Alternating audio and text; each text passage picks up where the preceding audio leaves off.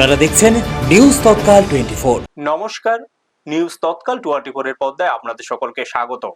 আপনাদের সাথে আমি দেবব্রত। দেখে নেব এখনকার সংবাদ শিরোনামগুলি। ত্রিপুরা ক্রিকেট অ্যাসোসিয়েশনের উদ্যোগে ক্রীড়া সামগ্রী বিতরণ। জুলাইবাড়ি বাইপাস সংলগ্ন প্রধানমন্ত্রী সূর্যকর যোজনা স্টোর উদ্বোধন। অমরপুর বিডিও অফিসে বিক্ষোভ পঞ্চায়েত প্রধানদের। সোনামুড়ায় জমজমাট আনারসের হাট, চাহিদা বাড়ায় ঊর্ধ্বমুখী দাম। 50 বছর বয়সেও ফিটনেসে তরুণদের টক্কর, শরীরচর্চায় অনুপ্রেরণার নজির।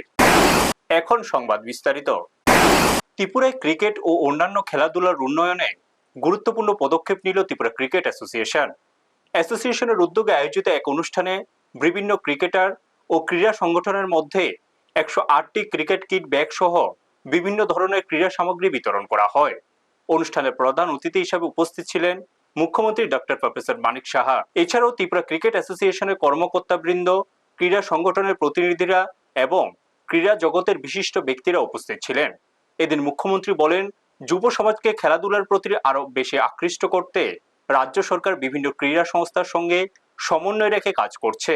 রাজ্যের প্রতিভাবান খেলোয়াড়দের জাতীয় ও আন্তর্জাতিক পর্যায়ে তুলে ধরার লক্ষ্যে ক্রীড়া পরিকাঠামো উন্নয়ন এবং খেলাধুলার প্রসারে একাধিক উদ্যোগ গ্রহণ করা হয়েছে। অনুষ্ঠানে খেলোয়াড়দের হাতে ক্রিকেট কিট, ব্যাগ ও অন্যান্য ক্রীড়া সামগ্রী তুলে দেওয়া হয়।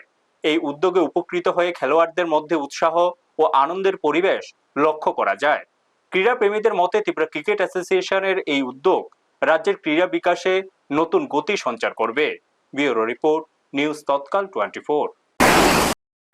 বিভিন্ন সম্প্রদায়ে যখন রিপ্রেজেন্ট করে, যে কোনো দেশেরই হোক, ভারতবর্ষের থেকে যখন বিশেষ করে যখন এই খেলায় অংশগ্রহণ করে, তখন আমরা কিন্তু দেখতে পাই যে সমস্ত কিছু ভুলে, এই ধর্ম, ভাষা, জাতিগত বিভেদ ভুলে সবাই মিলে আমরা কিন্তু তখন সাপোর্ট করি যে উই আর অল ইন্ডিয়া। এই যে বিষয়টা, সেটা কিন্তু আমরা দেখতে পাই এবং এটাই কিন্তু ক্রিকেটারদের একটা বড় শক্তি। আমাদের ত্রিপুরাও কিন্তু, ত্রিপুরার থেকে অনেক প্রতিভাবান ছেলেমেয়েরা এখন ভালো খেলছে। আমাদেরও অনেক আশা, অনেক সময় দুঃখ পাই যে এরকম আমাদের ছেলেমেয়েরা চান্স পাচ্ছে না বড় যে ফরম্যাটের খেলাগুলোতে, কিন্তু সময়ই কথা বলবে। এখন যেভাবে cricket association, Tripura cricket association যেভাবে কাজ করছে, এবং আমি নিশ্চিত যে আগামী দিন ত্রিপুরার থেকে যে প্লেয়ার আজকে ভারতের রিপ্রেজেন্টেটিভ হয়ে তারা আগামী দিন খেলায় অংশগ্রহণ করবে। দক্ষিণ জেলার জোলাইবাড়ি বিধানসভা এলাকার বাইপাস সংলগ্ন স্থানে সৌরশক্তির প্রসার ও নবায়নযোগ্য জ্বালানির ব্যবহার বৃদ্ধির লক্ষ্যে একটি নতুন স্টোরের উদ্বোধন করা হয়। জোলাইবাড়ি বিধানসভার বিধায়ক তথা মন্ত্রী শুক্লাচরণ নোয়াতিয়া আনুষ্ঠানিকভাবে এই স্টোরের উদ্বোধন করেন।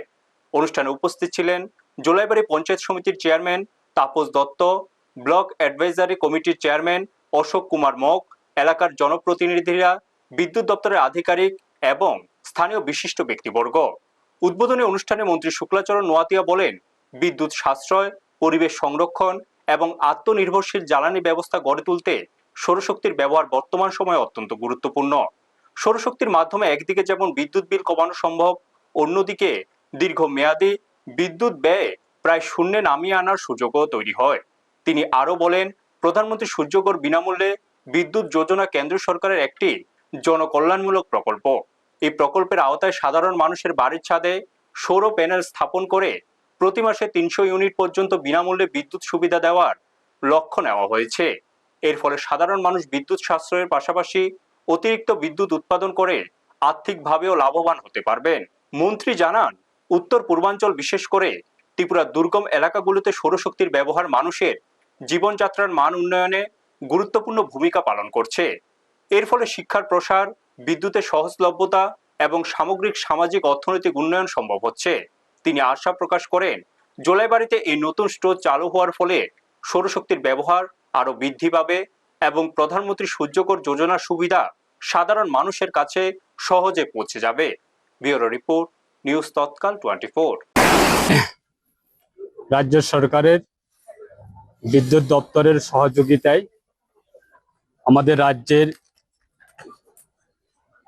Gracious renewable energy private limited এর সংস্থার উদ্যোগে প্রধানমন্ত্রীজির ওনার যে প্রকল্প পিএম সূর্যঘর, সেটা আমাদের জুলাইবাড়ি বিধানসভা কেন্দ্রের অন্তর্গত সমস্ত ভোক্তাদের কাছে এই প্রকল্প পৌঁছানোর জন্য আজকে তাদের সংস্থার পক্ষ থেকে এটা সার্ভিস সেন্টার বা স্টোর রুম হিসাবে তারা নতুনভাবে আজকে শুভ উদ্বোধন করেছেন। অমরপুর ব্লকের বিভিন্ন উন্নয়নমূলক কাজ দীর্ঘদিন ধরে স্থগিত থাকার অভিযোগ তুলে বিডিও অফিসে বিক্ষোভ দেখালেন 10টি গ্রাম পঞ্চায়েতের প্রধানরা। অমরপুর বিডিও অফিসে গিয়ে তারা বিভিন্ন উন্নয়ন প্রকল্পের অগ্রগতি এবং বকেয়া বিল পরিশোধ না হওয়ার কারণ জানতে চান। পঞ্চায়েত প্রধানদের অভিযোগ, প্রাক্তন বিডিও উৎপল দাসের বদলির পর থেকে অমরপুর ব্লকের উন্নয়নমূলক কর্মকাণ্ড কার্যত থমকে রয়েছে। বিভিন্ন প্রকল্পের কাজ সম্পূর্ণ হলেও বিল পরিশোধ করা হচ্ছে না এবং নতুন কাজের অনুমোদনও মিলছে না। ফলে সাধারণ মানুষের স্বার্থে নেওয়া একাধিক প্রকল্প বাস্তবায়নের সমস্যা দেখা দিয়েছে। এদিন পঞ্চায়েত প্রধানরা বিডিও সঞ্জীব দেবনাথের সঙ্গে বৈঠক করে বিষয়গুলি নিয়ে আলোচনা করেন এবং দ্রুত সমস্যার সমাধানের দাবি জানান। বৈঠকের সময় উত্তপ্ত পরিস্থিতিরও সৃষ্টি হয় বলে জানা গেছে। অন্যদিকে বিডিও সঞ্জীব দেবনাথ জানান, উন্নয়নমূলক কাজ সম্পূর্ণভাবে বন্ধ নেই, বিভিন্ন প্রশাসনিক ও কারিগরি প্রক্রিয়া অনুসরণ করে কাজ করতে হচ্ছে। তিনি আরো বলেন, বিষয়টি নিয়ে অনেকের মধ্যে কিছু ভুল ধারণা রয়েছে এবং সমস্ত তথ্য সঠিকভাবে সকলের জানা নেই। ঘটনাকে কেন্দ্র করে এলাকায় রাজনৈতিক ও প্রশাসনিক মহলে ব্যাপক আলোচনা শুরু হয়েছে। পঞ্চায়েত প্রতিনিধিরা দ্রুত সমস্যার সমাধান না হলে বৃহত্তর আন্দোলনেরও ইঙ্গিত দিয়েছে। ব্যুরো রিপোর্ট, নিউজ তৎকাল 24। কথা ছিল আমরা পুরস্কার পাবো, এই হিসাবে আমরা কাজ করছি। আমাদের আর পিএম রামরবি দাস তাহলে খুব হেল্প করছে, তাহলে মানুষ খুব ভালো, কিন্তু আমার খুব সহযোগিতা করছে, তাই আমরা সহযোগিতা করতাম পারছি, কিন্তু প্রাইজ পাবো আমার মনের আশা। কিন্তু আপনি কিছুদিন আগে একটা মিটিংয়ে বলছেন যে আমাদের রাষ্ট্রপতি প্রাইজ আমরা আমার লাগতো না, আমি এই যে খুশি করতে সারে আমি বলেছিলাম যে দেখুন, আমি জয়েন করেছি, জয়েন করার পর কেউ যদি কোনো প্রজেক্ট অনগোয়িং থাকে আমাকে সেটার যে স্যাংশন মেমো ওয়ার্ক অর্ডার সেটা আমাকে একটু দেখাতে হবে কাউন্ট না কাউন্ট। আমি সেখানের ইনচার্জ, সেখানের লোকাল মানুষ, ওই বাড়িগুলিকে 9টা ফ্যামিলি আছে ওই জায়গাতে, ওই 9টা ফ্যামিলিতে আমি ভিজিট করেছি। আমি জাস্ট বলেছি যে আমাকে সেই ওয়ার্ক অর্ডার এবং স্যাংশন মেমো দিন, কারণ আমি এখন নতুন এসেছি, আমাকে যদি ওয়ার্ক অর্ডার স্যাংশন মেমো কেউ না দেয় আমি পেমেন্ট করতে পারবো না।